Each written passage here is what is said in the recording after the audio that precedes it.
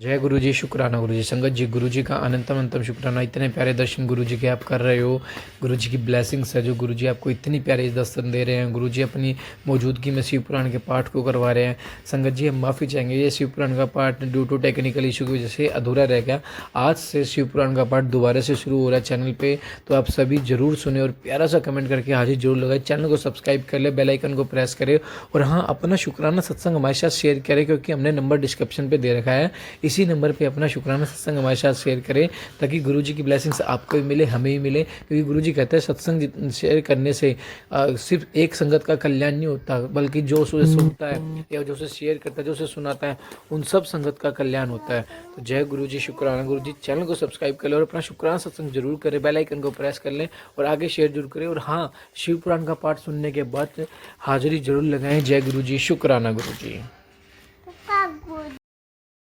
जय गुरु जी, शुक्राना गुरु जी। ओम नमः शिवाय। शिव जी सदा साई। ओम नमः शिवाय। गुरु जी सदा सहाय। श्री शिव महापुराण रुद्र संहिता पार्वती खंड।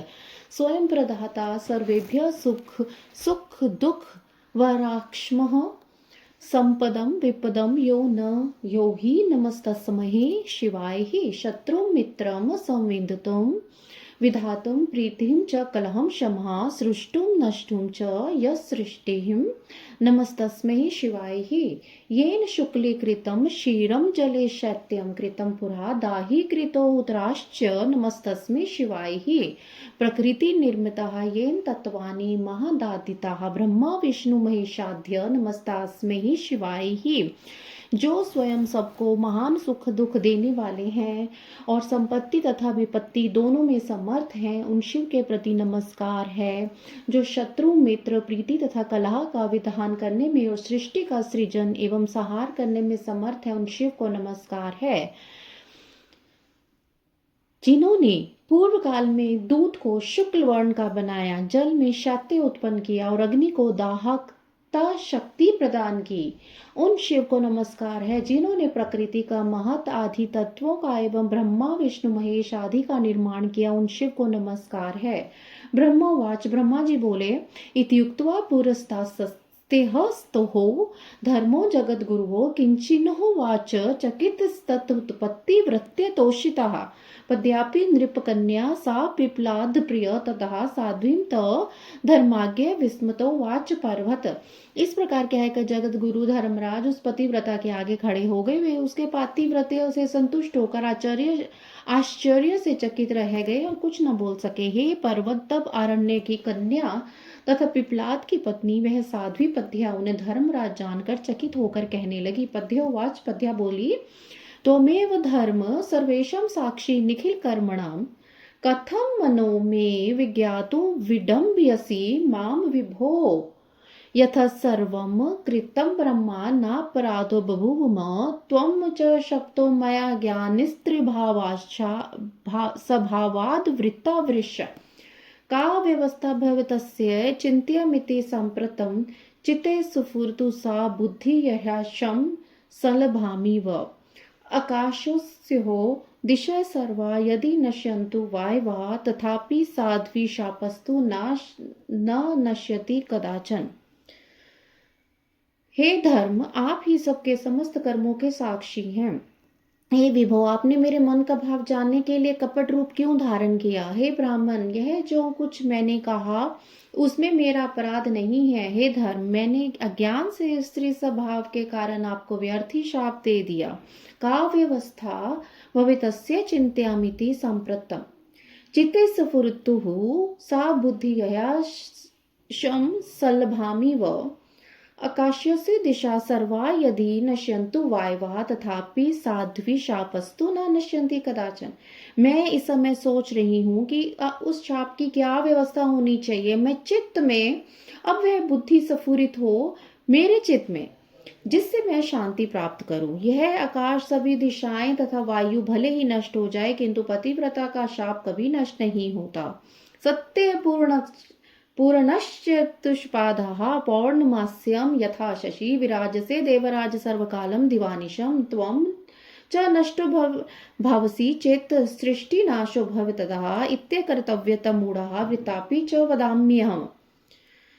हे देवराज, यह आकाश, सभी दिशाएं हे देवराज, आप सतयुग में अपने चारों पैरों से सभी समय पूर्णमासी के चंद्रमा के समान दिन रात शोभित रहते हैं। यदि आप नष्ट हो जाएंगे तब तो सृष्टि का ही नाश हो जाएगा। किंग कर्तव्य विमूढ़ होकर मैंने यह झूठा शाप दे दिया है। पादश्यश्च भविता त्रेतायं च सुरोत्तम पादो परे द्वापरे चातृतीयपि कलहो विभो कलिष्येऽखिलाश्रिशन्नः भविष्यन्ति त्वाङ्घ्रियः पुनः सत्ये समायते परिपूर्णो भविष्यसि। हे सुरोत्तम, हे विभो, अब आप मेरे शाप की व्यवस्था सुनिए। त्रेता युग में आप एक पाद, द्वापर में 2 पाद और कलयुग में 3 पाद नष्ट होगा और कली के अंत में आपके सभी पाद नष्ट हो जाएंगे। तदंतर सतयुग आने पर आप पुनः पूर्ण हो जाएंगे। सत्ते सर्वव्यापक स्तवं तदेनिषु च कुन्नचित् युग व्यवस्थ्यः स त्वं भविष्यसि यथा तथा इत्येवं वचनं सत्यममास्तु सुखदं तव यम्याहं पति सेवाय गच्छ त्वं स्वगृहं विभो। सत्य युग में आप सर्वव्यापक रहेंगे और अन्य युगों में युग व्यवस्था अनुसार आप कहीं कहीं जैसे घटते बढ़ते रहेंगे। मेरा यह सत्य वचन आपके लिए सुखदायक हो। हे विभो, अब मैं अपने पति की सेवा के लिए जा रही हूँ और अब आप अपने घर जाएं। ब्रह्मवाच, ब्रह्मा जी कहते हैं, इत्यकर्ण्य वचस्तस्या संतुष्ट भूत वृष सवः तदैव वान्दिनीं साध्वीं उवाच विधि नंदन। हे ब्रह्मपुत्र नारद, पद्या के इस वचन को सुनकर धर्मराज प्रसन्न हो गए और इस प्रकार कहने वाली उस साध्वी से कहने लगे। धर्मवाच, धर्म क्या बोलते हैं? धन्यासी पति भक्तासी स्वस्ति तेयस्तु पतिव्रते वर्णम गृहणाम तत् स्वामी त्वत्पत्रीणां कारणात् युवा भवतु ते भर्ता रतिशूरश्च धार्मिका रूपवान गुणवान वाग्मी सतत स्थिर यौवनः। हे पतिव्रते, तुम धन्य हो, तुम पति भक्त हो, तुम्हारा कल्याण हो, तुम वर स्वीकार करो, तुम्हारा स्वामी तुम्हारी रक्षा करने के लिए युवा हो जाए, तुम्हारा पति रति में शूर धार्मिक रूपवान गुणवान वक्ता और सदा स्थिर यौवन वाला हो। चिरंजीवी स भवतु मार्कंडेयात् परश्च शुभे कुबेराध्य नवाश्च शक्रादेश्वर्यान्पि शिव भक्तो हरि समस्विदस्तु कपिलात्परः बुद्धे बृहस्पति समात्वेन विधे समः। स्वामी सौभाग्य संयुक्तः भव त्वं जीवनावधि तथा च सुभगे देवी त्वं भव स्थिर यौवनः माता त्वं 10 पुत्राणां गुणिनां चिरजीविनां स्वभातुरधिकनां च भविष्यसि न संशय। गृहा भवन्तु ते साध्वी सर्व संपत्ति समन्वितः प्रकाशवन्तः सन्ततं कुबेर भवनाधिका। हे शुभे, वह मरकंडे से भी बढ़कर चिरंजीवी हो, कुबेर से भी अधिक धनवान तथा इंद्र से भी अधिक ऐश्वर्यशाली रहे। वह विष्णु के समान शिव भक्त, कपिल के समान सिद्ध, बुद्धि में बृहस्पति के समान तथा समदर्शिता में ब्रह्मदेव के समान हो।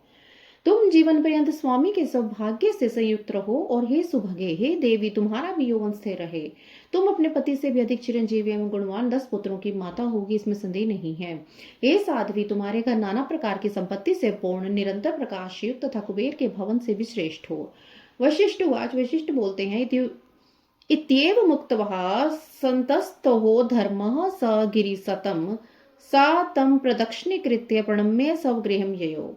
धर्मस्तता शिशो दत्वा जगाम निज मंदिरम प्रशंस च ताम प्रीत्या पद्याम संसदि सा रेमे स्वामिना सधर्म यूना रहसी संततम पश्चात बहु सत्यपुत्रास्तधिका गुण। हे गिरिश्रेष्ठ, इस प्रकार कहकर धर्मराज चुप होकर खड़े हो गए और वह भी उनकी प्रदक्षिणा कर उन्हें प्रणाम करके अपने घर चली गई। धर्मराज भी पद्या को आशीर्वाद देकर अपने घर चले गए और वे प्रत्येक सभा में प्रसन्न मन से पद्या की प्रशंसा करने लगे। तदंतर वह पद्या अपने युवा स्वामी के साथ नित्य एकांत में रमण करने लगी। बाद में उसके पति से भी अधिक गुणवान उत्तम पुत्र उत्पन्न हुए। बभूव सकला संपदपत्यो सुखवर्धिनी सर्वानंद वृद्धि करी पत्रे च शर्मणे शैलेन्द्र कथितम सर्वमितहासं पुरातनम दंपत्यश्च तयो प्रीत्या श्रुतम ते परमादरात।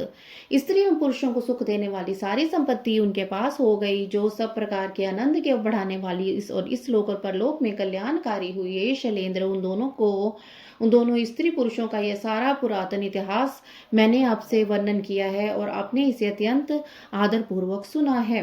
बुधत्वा तत्वम सुताम देवी पार्वतीमीश्वर्या च कुरुषुम त्यज शैलेन्द्र मेन्या सविस्त्रिय स सप्ताहे समतीते तु दुर्लभे तिशुभे क्षणे लग्नाधिपे च लग्नास्थे चंद्रे स्वतन्यान्विते मुदते रोहिणी युक्ते विशुद्धे चंद्रतारिके मार्ग मासे चंद्रावारे सर्वदोष विवर्जिते सर्व सद्ग्रह सृष्टे सद्ग्रह दृष्टि वर्जते सदपत्य प्रधे जीवे पति सौभाग्यदायिनी जगदम्बां जगतपत्रे मूल प्रकृतिमेश्वरम कन्यां प्रदाय गिरिजम कृति तम त्वम भव पर्वत।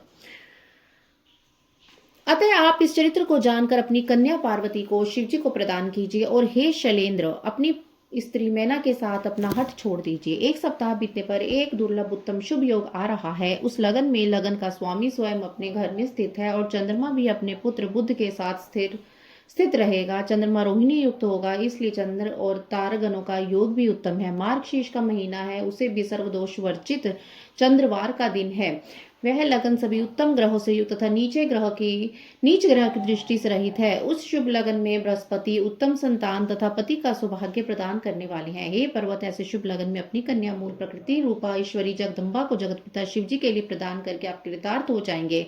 ब्रह्मवाच ब्रह्मा जी बोलते हैं, तीर्थवा मुनि शार्दूलो वशिष्ठो ज्ञानी सत्त महावीर राम शिवम समृत्वा नाना लीलाकारम प्रभु। हे नारद, यह कहकर ज्ञानी में सर्वश्रेष्ठ मुनि शार्दूल वशिष्ठ जी अनेक लीला करने वाले प्रभु शिव का स्मरण करके चुप हो गए। इति श्री श्री महापुराणे द्वितीयायां बुध संहितायां तृतीय पार्वती खंडे पद्या पिप्लाद चरित्र वर्णम नाम पंचत्रिंशोऽध्याय। इस प्रकार श्री श्री महापुराण के अंतर्गत द्वितीय रुद्र संहिता के तृतीय पार्वती खंड में पद्या पिप्लाद चरित्र वर्णन नामक 35वां अध्याय पूरा हुआ। जय गुरु जी। अथ षट त्रिंशोऽध्याय। सप्तऋषियों के समझाने पर हिमवान का शिव के साथ अपनी पुत्री के विवाह का निश्चय करना। सप्तऋषियों द्वारा शिव के पास आकर उन्हें संपूर्ण वृत्तांत बताकर अपने धाम को जाना। ब्रह्मोवाच। ब्रह्मा जी बोलते हैं, वशिष्ठस्य वच श्रुत्वा सगनोऽपि हिमालय विस्मितो भार्य शलन वाच स गिरीश्वरा। वशिष्ठ जी की बात सुनकर अपने गणों एवं भार्य सहित विस्मित होकर गिरिराज हिमालय पर्वत से कहने लगे। हिमालय बोलते हैं, हे मेरोहो गिरिराट साह्य गंधमाधन मंदर मेनाक विंध्य शैलेन्द्रः सर्वे शृणुत मदच्छः। विशिष्टो हि वदत्येवं किम मे कार्यं विचार्यते यथा तथा च सधवं निर्विण्य मनसाखिलम्। हे गिरिराज मेरो, हे साय, हे गंधमाधन, हे मंदर, हे मैनाक, हे विंध्य, हे पर्वतेश्वरो, आप सब लोग मेरी बात सुने। वशिष्ठ जी ऐसा कह रहे हैं, अब मुझको क्या करना चाहिए इस संबंध में आप लोग विचार करें और मन से सब बातों का निर्णय करके जैसा ठीक हो वैसा बताइए। ब्रह्मवाच। ब्रह्मा जी बोले थे, छुत्वा वचनम तस्य सुमेरु प्रमुखाश्रुते प्रोचो हिमालयम प्रीत्या सुनिर्णयम महिधरा। उनकी बात सुनकर सुमेरुवादी वे पर्वत भली भांति निर्णय करके प्रेम पूर्वक हिमालय से कहने लगे। शैल ऊचु पर्वत बोलते हैं, अधुना किम विमर्शेन कृतम कार्यम तथैव हि उत्पन्नम महाभाग देव कार्यार्थमेव हि प्रदातव्य शिवेति शिव स्यार्थे अवतारिणी अन्याराधितो रुद्रो रुद्रेन यति भाष्यता। इस समय बहुत विचार करने की आवश्यकता नहीं, कार्य तो हो ही गया है। हे महाभाग्य, कन्या देवताओं के कार्य के लिए उत्पन्न हुई है। इसका अवतार ही जब शिव के लिए हुआ है तो इसे शिव जी को दे देना चाहिए। इसने वे रुद्र की आराधना की है और रुद्र ने इसे स्वीकृति भी दी है। ब्रह्मवाच। ब्रह्मा जी कहते हैं, एतत् श्रुत्वा वचस्तेषां मेर्वाह दिनाम हिमाचलः सुप्रसन्नोतरो भूद वे जहास गिरिजा हृदि अरुंधति च ताम में नाम बोध्यामास कारणात् नाना वाक्य समूह नेता ही सहे विविधरपि अथ सा मेनका शैल पत्नी बद्वा प्रसन्नधि मुनेन अनुरुद्धतिम शैलम भोजित्वा बभोज च अथ शैलवरो ज्ञानी सुसेव्य मुनिश्चितान उवाच सांजलि प्रीत्या प्रसन्नात्मा गत ब्रह्मा। मेरु आदि पर्वतों की यह बात सुनकर हिमालय को बड़ी प्रसन्नता हुई। गिरिजा भी मन मन हंसने लगे। अरुंधति ने शिव पार्वती के विवाह के लिए अनेक प्रकार की प्रश्नों विविध इतिहासों से उन मैना को समझाया। तब शैल पत्नी मैना सब कुछ समझ गई और प्रसन्नचित हो गई। उन्होंने मुनि और अरुंधति और हिमालय को भोजन कराकर स्वयं भोजन किया। तदंतर ज्ञानी गिरिश्रेष्ठ मुनियों की सेवा करके प्रसन्नचित एवं भ्रमरहित होकर हाथ जोड़कर प्रसन्नता पूर्वक कहने लगे। हिमाचल उवाच। हिमालय बोले, सप्तऋषि महाभागा वच शृणुत मामकम विस्मय में गता सर्वे शिव्योश्चरितम शृणुतम मदीयम च शरीरम वै पत्नी मेना सुता सुता रिद्धि सदिश्य चान्यध शिवस्य न चान्य था। हे महाभाग्यवान सप्तऋषिगण, आप लोग मेरी बात सुनिए। मैंने शिवा और शिव जी का सारा चरित्र सुन लिया, जिससे मेरा सारा संदेह दूर हो गया है। मेरा यह शरीर, पत्नी मैना, पुत्री पुत्र, रिद्धि सिद्धि तथा अन्य जो कुछ भी मेरे पास है वह सब शिव का है, इसमें संदेह नहीं है। ब्रह्मोवाच, ब्रह्मा जी बोलते हैं, इत्युक्त्वा स तथा पुत्रीं दृष्ट्वा तत्सादरं च तां भूषित्वा तदांगनी ऋष्युत संघे न्यवेश्यत।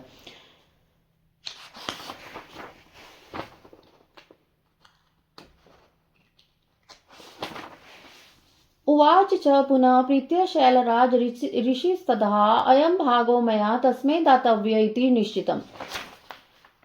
ब्रह्मा जी कहते हैं, उन्होंने इस प्रकार कहकर उस पुत्री की ओर आदरपूर्वक देखकर उसके अंगों को, अलंकारों को सुसज्जित कर उसे ऋषियों की गोद में बिठा दिया। तदंतर शैलराज ने पुनः प्रेम से ऋषियों से कहा, मुझे शंकर का यह भाग उन्हें अवश्य देना है, ऐसा मैंने निश्चय कर लिया है। ऋषियों ऊचु, ऋषि बोलते हैं, शंकरो भिक्षु कस्तेत स्वयं दाता भवान गिरे फैक्ष्या पार्वती देवी किमथा पुरमत्तमम् हिमवंशिकरान्ते यद्वेतो सदृशी गति धन्यस्त्वं सर्वशैलानद्भ्ये सर्वतो वरः। हे गिरे भगवान शंकर, ग्रहिता होने के कारण भिक्षुक हैं, आप कन्यादान देने के कारण दाता हैं और देवी पार्वती भिक्षा हैं। अब इससे उत्तम और क्या बात हो सकती है। हे हिमालय, जिस प्रकार सभी शिखरों से ऊंचे होने के कारण आपके शिखरों की श्रेष्ठता है, उसी प्रकार सभी संपूर्ण पर्वतों के अधिपति होने के कारण सबसे उत्तम है तथा धन्य है। ब्रह्मोवाच, ब्रह्मा जी बोलते हैं, मुक्त्वा तु कन्याहे मुन्यो विमलाश्यः आशीषं दत्तवन्तस्ते शिवाय सुखदा भव स्पृष्ट्वा करेण ताम तत्र कल्याणं ते भविष्यति शुक्लपक्षे यथा चंद्रो वर्धन्तां त्वद्गुणास्तथा। इत्युक्त्वा मुने सर्वे दत्त्वा ते गिरे मुदा पुष्पाणि फलयुक्तानि प्रत्यं चक्रे तथा अरुन्धति तदा तत्र मेनां सा सुमुखी मुदा गुणश्च लोभ्यमास शिवस्य परमास्ते हरिद्राकुकमे शैलश्म शूनि प्रत्यामार्चितः लौकिकं चारुमधाय मंगलायनमुत्तमं ततश्च ते चतुराहिं सधार्य लगमुत्तमं परस्परं च सन्तुष्य सजग्म शिव सन्निधितं तत्र गत्वा शिवं नत्वा स्तुत्वा विविध सुक्तवि ऊचु सर्वे विशिष्टवाधा मुन्य परमेश्वरम। इस प्रकार कहकर निर्मल मन वाले मुनियों ने हाथ से स्पर्श करके कन्या को आशीर्वाद दिया कि शिव को सुख देने वाली बनो, तुम्हारा कल्याण हो। जिस प्रकार शुक्ल पक्ष का चंद्रमा बढ़ता है, उसी प्रकार तुम्हारे गुणों की वृद्धि हो। इस प्रकार कहकर उन सभी मुनियों ने प्रसन्नतापूर्वक हिमालय को आशीर्वाद रूप में फूल तथा फल अर्पित करके विश्वास उत्पन्न कराया। परम पतिव्रता सुमुखी अरुंधति ने शिवजी के गुणों से मेना को प्रलोभित किया। तदंतर हिमालय ने दाढ़ी में हरिद्रा तथा कुमकुम से मार्जन किया और लौकिकाचार पूर्वक सारा मंगल किया। तदंतर चौथे दिन शुभ लगन का निश्चय कर परस्पर संतुष्ट हुए मुनिगण शिवजी के पास गए। वहां जाकर शिवजी को प्रणाम करके अनेक सूक्तों से उनकी स्तुति कर वे विशिष्ट आदि सभी मुनि कहने लगे। ऋषिवाच, ऋषि बोलते हैं, देवदेव महादेव परमेश महाप्रभो शृणस्वमद्वचनं प्रीत्या यत्कृतं सेवकस्तव बोधितो गिरिराजस्य मेना विविध सूक्तभिः सेतिहासमहेशान् प्रभुतोऽसो न संशयः वाक्य दत्ता गिरीन्द्रेण पार्वती ते हि नन्यथा उदार्य प्रगच्छ त्वं गणे देवश्च संयुता गच्छं शीघ्रं महादेव हिमाचल गृहं प्रभो विवाहं यथा रीतिः पार्वतीम् आत्मजन्मनेः। हे देव, हे महादेव, हे परमेश्वर, हे महाप्रभु, आपके सेवक हम लोगों ने जो कुछ किया है उस बात को प्रेम से सुनिए। हे महेशान, हम लोगों ने इतिहास पूर्वक अनेक प्रकार के उत्तम वचनों से पर्वतराज हिमालय तथा मेना को बहुत समझाया, जिससे वे समझ गए और अब उसमें संदेह नहीं रहा। गिरीन्द्र ने वाग्दान देकर प्रतिज्ञा की है कि यह पार्वती आपकी है और अब आप अपने गणों देवताओं को लेकर विवाह के लिए चलिए। हे महादेव, हे प्रभु, आप शीघ्र ही विवाह के लिए हिमालय के घर चलिए तथा संतान उत्पादन की रीति के अनुसार पार्वती जी से विवाह कीजिए। ब्रह्मवाच, ब्रह्मा जी बोलते थे, श्रुत्वा वचनम तेषां लौकिकाचार तत्परः प्रहष्टात्मना महेशानः प्रहस्य मुदावाच सह। उनकी यह बात सुनकर शिव जी प्रसन्नचित होकर लोकाचार से तत्पर होकर हंसते हुए इस प्रकार कहने लगे। महेश उवाच, महेश बोलते हैं, विवाहो महाभागना दृष्टो न श्रुतो मया यथा पुरा भवदस्तभिः प्रोच्य विशेषतः। हे महाभाग, मैंने तो विवाह न देखा है न सुना है, आप लोग ही जैसी विधि देखे सुने उसे बताइए। ब्रह्मोवाच, ब्रह्मा जी कहते हैं, तत्कर्ण्य महेशस्य लौकिकम वचनम शुभम प्रत्युचु प्रहसंतस्ते देवदेवम सदाशिवम। शिव जी के लौकिक शुभ वचनों को सुनकर मैं देवादिदेव सदाशिव से हंसते हुए कहने लगे। ऋषि उवाचु, ऋषि बोलते हैं, विष्णु मायु शीघ्रम समाजम विशेषतः ब्राह्मणम संस्कृतम प्रीत्य तथा देवम शतकृतम तथा ऋषि गणान् सर्वान् यक्ष गंधर्व किन्नरान् सिद्धान् विद्याधराश्च तथा चैवस सरोगणान् एताश्चन प्रभो सर्वान्य स्वे सादरम सर्वे संसादिष्यति त्वत्कार्यम तेन संशय है। ऋषि बोलते हैं, हे प्रभु, आप समाज रहित विष्णु को विशेष रूप से शीघ्र बुलाकर पुत्र सहित ब्रह्मा जी, इंद्र, सभी ऋषि, यक्ष, गंधर्व, किन्नर, सिद्ध, विद्याधर, अप्सरा, इन सबको अन्य लोगों को आदरपूर्वक यहाँ बुलाइए, वे सब आपका कार्य सिद्ध करेंगे, इस पर संदेह नहीं है। ब्रह्मोवाच, ब्रह्मा जी बोलते थे, उक्त्वा सप्त ऋष्यास्दाज्ञां प्राप्यते मुधा स्वधाम परेह्यु सर्वेश शंत शांकरीम गतिम। ऐसा कहकर उनसे आज्ञा लेकर वे सभी सप्त ऋषि शिव जी की महिमा का वर्णन करते हुए प्रसन्नतापूर्वक अपने स्थान को चले गए। इति श्री श्री महापुराणे द्वितीयामृत संहितायां तृतीय पार्वती खंडे सप्तऋषि वचनम नाम षट्त्रिंशोऽध्याय। इस प्रकार श्री शिव महापुराण के अंतर्गत द्वितीय रुद्र संहिता के तृतीय पार्वती खंड में सप्तऋषि वचन नामक 36वां अध्याय पूर्ण हुआ। जय गुरु जी।